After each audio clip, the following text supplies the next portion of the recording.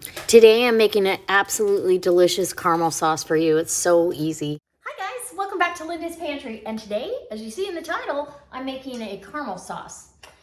And what am I making this for? You're gonna have to stay tuned for the next recipe because I'm gonna make something delicious in this casserole crock pot. So that's why you see that out here. Super easy. I'm doubling the recipe. This is a stick of butter. So cut everything in half if that's what you want to make. And let's see, we got a stick of butter. We need 2 cups of brown sugar. Super easy. I'm almost ready for the new brown sugar. Lightly packed.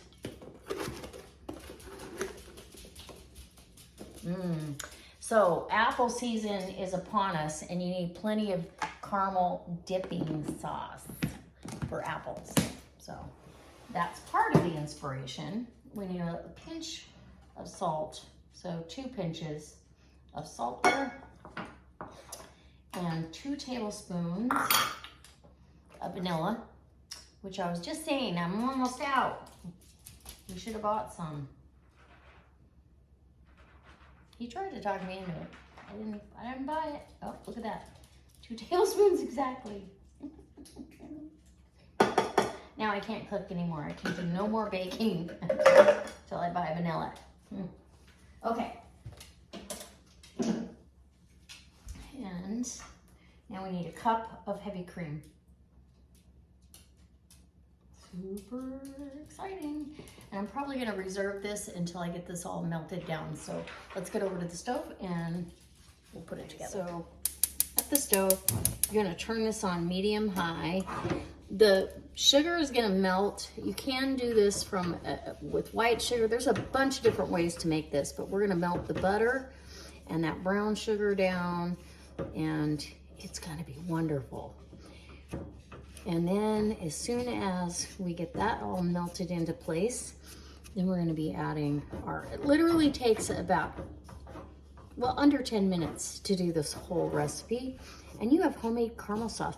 If you've bought the store-bought, it's expensive for little containers of it. And why do that when you can make it at home? So let me get this melted down and I'll show you at what stage we add that cream. And I did put it in a different container to hold it for me. Okay, so at this stage, when you've got the butters melted, it's bubbly all the way across, not just around the edges. You can stir it down, but as soon as you let up, it comes right back. While you're stirring, and I put this heavy cream into the microwave because you don't want to seize this up. So continue to stir, stir, stir. And I got it just not warm, but room temperature at best. And you're gonna go ahead and get this all incorporated. And oh my goodness, look at that, silky. It starts to get real shiny and silky. Who doesn't love a good caramel sauce? And as this cools, it will thicken. So we're gonna let that go right there. I feel like that's just perfect.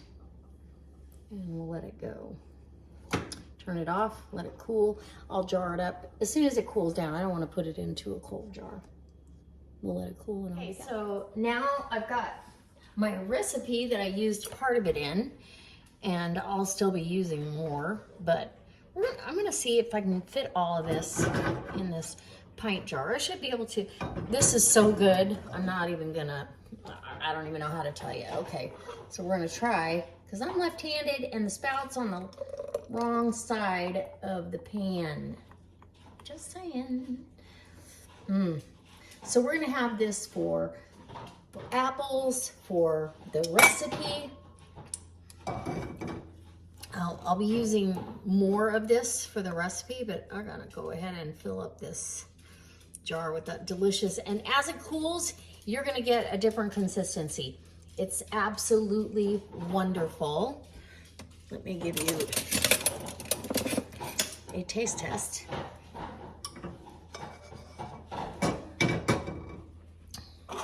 I'll give you a little bit of a look at how thick it's getting. See how nice and thick that's getting?